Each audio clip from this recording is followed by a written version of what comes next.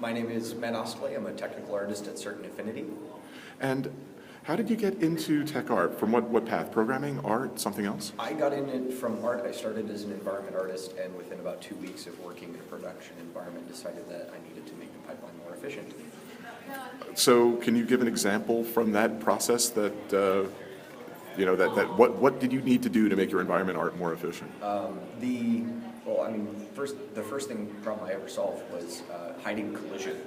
All of our max files had collision that had a prefix, and it was a pain in the butt to turn it on and off. So I had written a script that just toggled it on and off, the visibility of them, with one button press, and stuff like 8. Well, that sounds like a pretty big win right there. Right. Just very simple script, huge win. Okay. So now you came from an art background. How much did your formal education prepare you for what you're doing in tech art?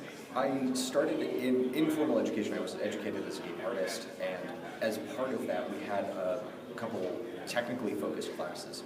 We had one class where we learned Python, we learned Kismet, and we learned logic. And in that class, one of the things we had to do was write a tool to help our pipeline, and that was rolled into a big toolkit for the entire major. That's great. Where did you do your? I did my formal schooling at the Ringling College of Art and Design. Well, okay, so that makes total sense then. Okay.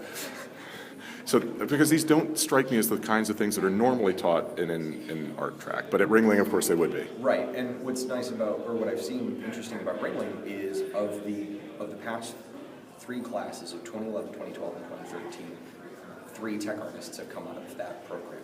Okay. Either spontaneously or very quickly after they started work. Fantastic. Now, obviously, things change very rapidly. How much self-directed learning do you need to do as a tech artist? So much self-directed learning. I am constantly researching new GUI modules. I'm looking into just basic mathematics research, matrix math, that I never had to learn because I was in art college. Right. I'm learning about SQL databases because that had never occurred to me to need that knowledge when I was trying to be an artist.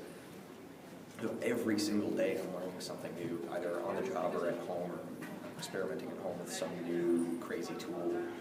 So I'm always learning, and if I'm not learning, I'm not doing my job, really.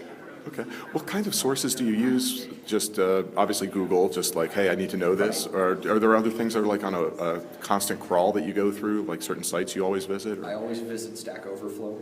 If there's ever a question that I need answered, it's probably on Stack Overflow. If it's not there, it's on tech-artists.org, little plug for that.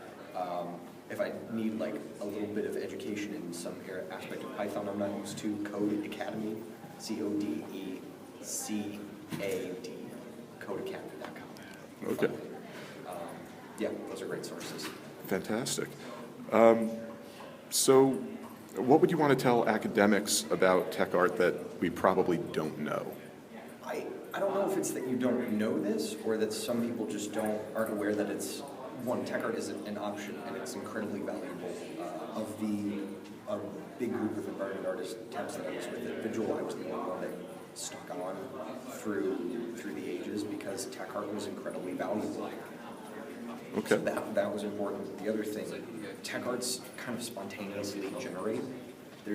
I haven't found a way to just grow a tech artist from scratch. It's like if you're growing a garden, there's going to be one plant that you never expected to see. And so the best thing you can do is try and create an environment for tech artists to spontaneously generate. For somebody... That's a great metaphor. For somebody in the pipeline of education to realize, you know what, this is really inefficient and I need to optimize it, and encourage students to write tools and gather a giant tool pipe for your school. Okay. So, like, can you give an example of one of those things you had to learn through Stack Overflow, either esoteric math that you had to come up with the matrix math, or... Oh, geez. No, that was mostly SQL databases. Oh, okay. The idea of object relational mapping I never needed to know it until I started working with SQL databases, and so Stack Overflow was a good resource for that. Just talking to people on tech-artists.org, also a huge resource for that. Fantastic. So, anything else you'd like to say, Oz?